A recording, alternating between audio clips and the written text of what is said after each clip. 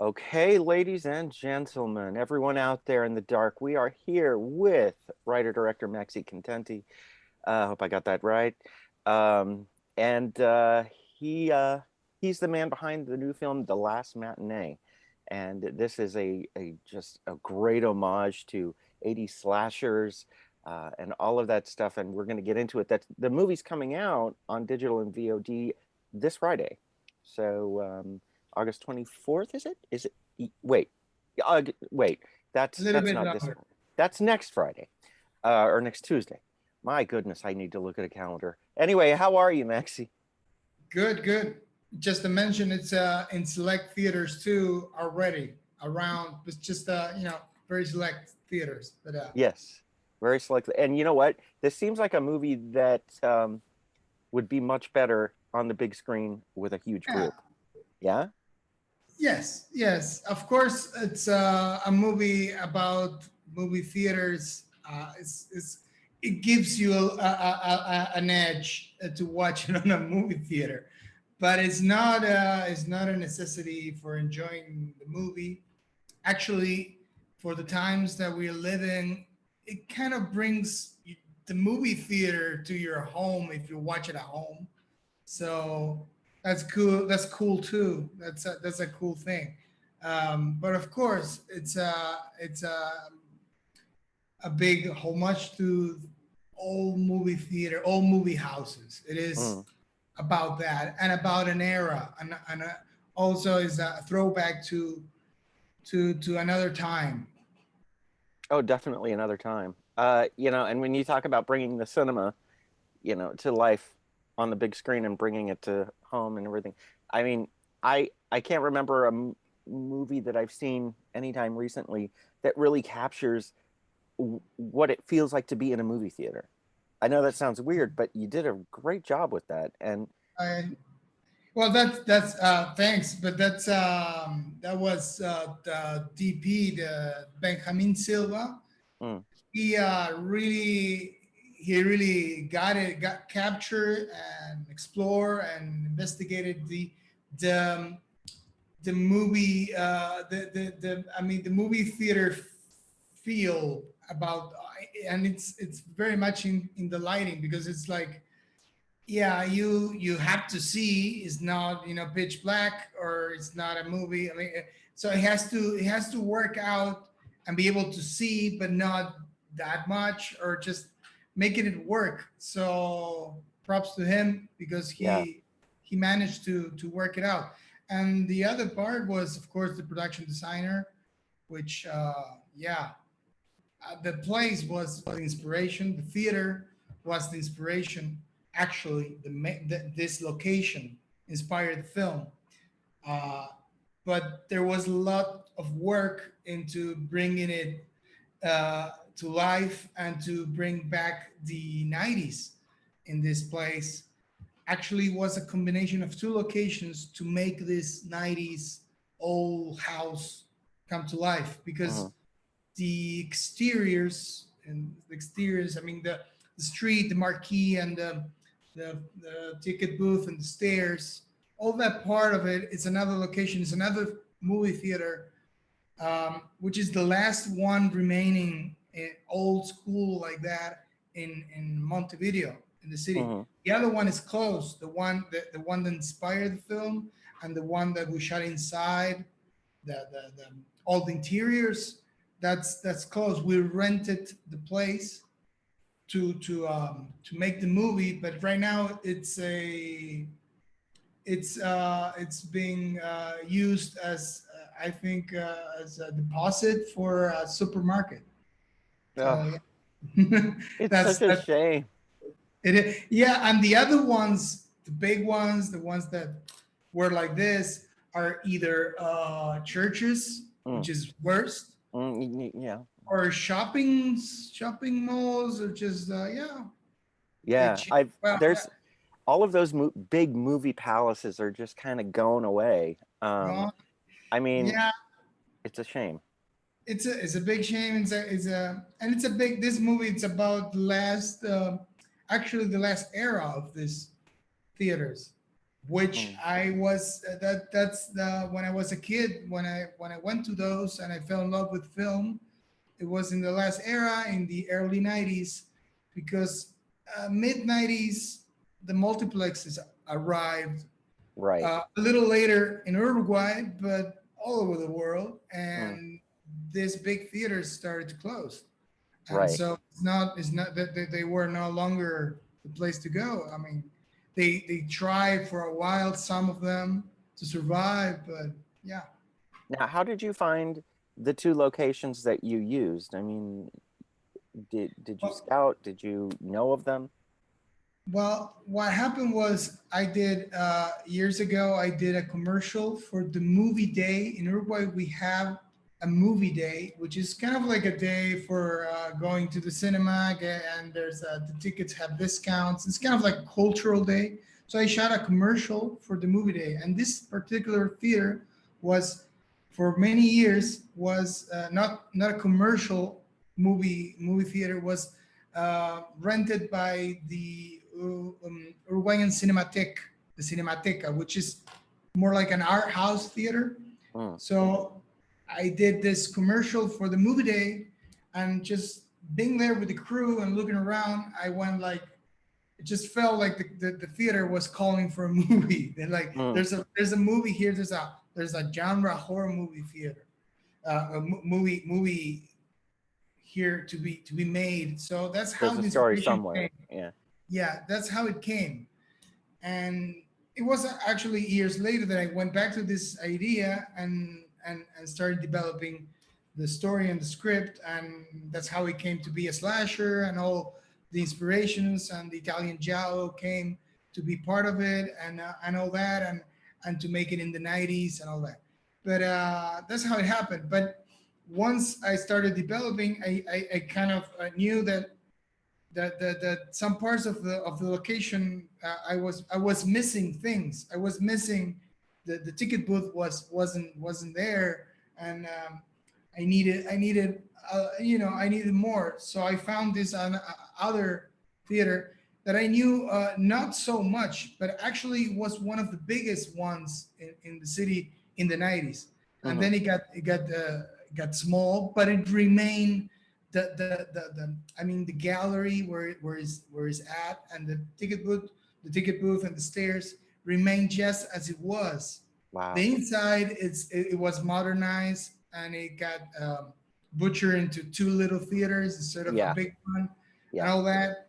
But the gallery and all that was just like in the 90s, and yeah, we had to do some twitching to make it, some production design to make it be very much into the 90s, of course. But yeah, that was the combination to make this movie. So yeah.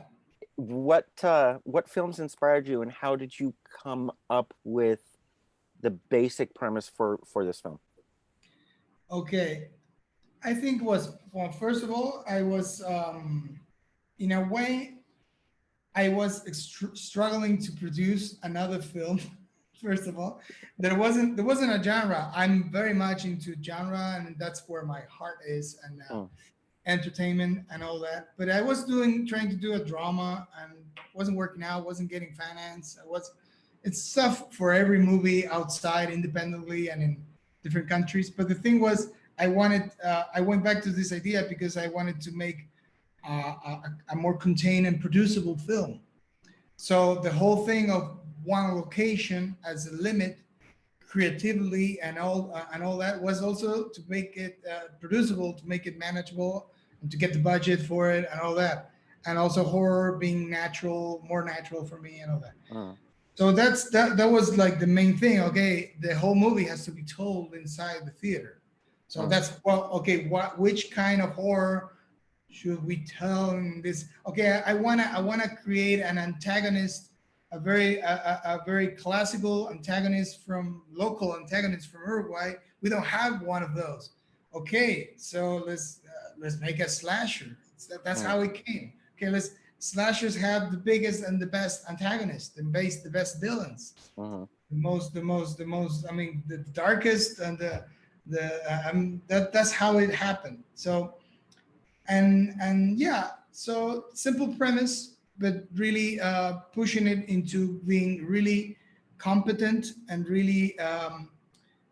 Then the other part of it was I wanna have a big time travel back in time. So Hmm. the movie also has the essence of the 90s in a way. It's a slow burn. It takes it takes some patience for the audience too. Like, yeah, okay, just slow down and get back in time with us. Like Hmm. it takes you to a different pace of time, Yeah. which that's how it was. It was a more innocent time. Going to the movies was a social thing, and it was kind of like a safe place. And so I thought of it. The theme of the story was kind of like the end of innocence in a way with the kid and all that. So like let's destroy the innocence of this time with this kind of like fantastic horror story, kind of like a horror fable in a way, very classical with archetypal characters inside the movie theater. So that's universal in a way. Mm. So that's how it happened. But the two main things were just the contained story in a location. That's how then it brought the slasher aspect of it, and then the time travel to a different era. So Yeah. those were the main things. And as an indie film maker, you did what, an indie filmmaker does, and they rely on what they have, and they Yes. build with their talents, and what's available. Do you have, I mean, are there any other pointers or bits of advice that you can give to independent filmmakers uh, from this particular process, that might be in the trenches right now, creating? Yes. Actually, what you just said, I mean, that's how I mean. Maybe I get inspired. Some people just maybe come up with things on their own, or just got this crazy story has nothing to do with their environment. But I think it's a good way to start off, is to get inspired by your surroundings and what you have in around you, that you can just do something with. Just like for me, I guess, yeah, I always get inspired, and everything it's very much personal, and something maybe I get hooked up on some idea, but it's connected with some experience. And for me, this location was the inspiration. It's not a like, and I thought that it was going to be okay. This is going to be just an easier project to develop because it was in one location. It was not actually. It took some times. It took years of anyways to get the funding and everything. And for me, it was a good challenge to not get bored of it, and always be creative about it and excited about it. And for me, my strategy, and what I will recommend, is to always just hold to the vision, hold to what you want, but not be fixed in how it's gonna come about, and not being too fixed about uh, outcomes, or just have a clear vision, and what you will like, and what you would like to make, or what you like to see and enjoy, but not because things then don't turn out as you plan. Always happens, even if you get a lot of money to make a movie, or you don't. You had to. I mean, we almost lost a location. It took some time to get this location. It wasn't that easy. But we also almost lost the other location. I was thinking how to fix that. The movie being projected wasn't supposed to be the one that is projected, so we had to change that. So I did like four different edits of different movies to be projected, because actually we were going to shoot a movie. I was very excited.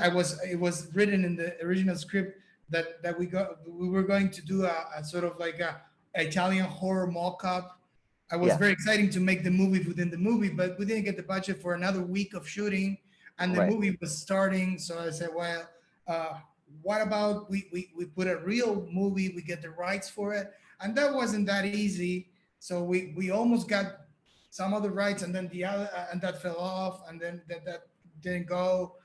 That didn't work out, and then we managed to get this movie we put there, and which it's a very interesting story itself. That Mm. movie that people can discover, but yeah, just don't be too fixed about how. Have a vision, but just then be a little loose, or you're gonna get frustrated and bored too of not being able when things just when you start to struggle to make it happen. Yeah, it's so funny that you bring that up, and like that wasn't even because I thought, oh, he must have shot that as the movie within the movie because there are story beats that seem to sync up. Yes, no, that movie wasn't part of the plan. The original plan was written, and it was supposed to be like a sort of giallo Right. Italian horror. It was called La Muerte Jamás Vista. I was very excited because I was going to shoot two movies, because then I'm gonna have kind of like Inglorious Bastards. Oh, I'm gonna have then I can show the extended cut of the movie within the movie. It was so much fun as a cinephile, Yeah, yeah. but we didn't get the money for it. We almost got actually an Italian co-production for it, but that fell through, and I was left. Well, hey, I don't have a movie to project, so what about that? What if we put an Italian horror, a real one? We get the rights for it, and that started a search. That started with, let's put an Argento, a Dario Uh-huh. Argento film, Uh-huh. and we contact Argento on its people, and I wanted to put one that will match the story, but it couldn't be any movie that doesn't work. So I wanted opera, and that was impossible because even Argento doesn't have the rights for it. Columbia Mm. Pictures had the rights for it, so that fell through. And then I had other options with an Italian distributor, but then the pandemic started. I mean, he was all over the place offering me movies, and we did a cut for it, and then he said, "Oh, I don't have all the rights for that one, so can you pick another one?" And that was impossible. I mean, it was like, come on. I mean, I search your catalog of movies, and this one works, and this one works, and the other ones don't work. So I was really lucky to get the movie that is showcased. It's by Ricardo Islas, which is the horror pioneer from Uruguay. He's the first guy, the first director to make horror movies before there was even any film funding, anything, even filmmaking in Uruguay in the 80s. Mm. And he plays the killer in the movie.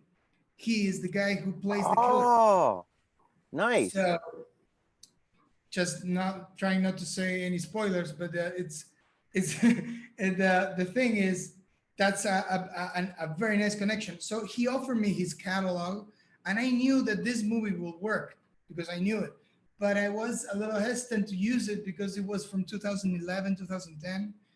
And so I said, okay, I'll put some anachronisms in this movie, Mm. even though I mean that movie works because it's kind of like also a throwback. It feels like a Hammer film from the 80s. Yes, yes. It works out. It works out as an old movie because it's a throwback.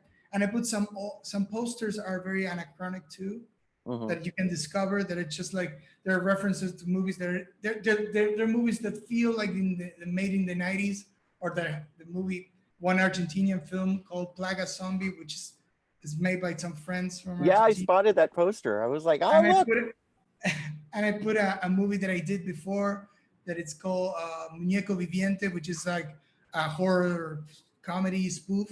Mm. So, and that movie happens in the 90s too. So I kind of like, yeah, I have a few other self-conscious anachronisms, so it's fine. So yeah, but that was all thinking on the go. So you Well, have to be open to it, exactly. or I wouldn't be here with a movie made. Well, it's Because that's how it happens, and it happens all the time. I yeah, mean, the some of the most creative things of this movie happened because I didn't have the budget to do kills. Some of the kills were too expensive, yeah, so I yeah. had to change, and that changed the script, and that changed a lot of things that weren't that creative, Yeah, but but were I mean, more expensive. for a slasher, you just need blood mainly. Yeah. So, but Real. yeah, but it's a great movie. It's a hell of a lot of fun, and anybody that loves slashers is gonna love this movie. And we wish you the best of luck on this release. Go see it in the theater if you can, the last matinee, or wait till the 24th and pick that up on VOD. Maxi, thank you so much for talking to us, and best of luck on this. Thank you so much, Norman. All right, buddy. Bye.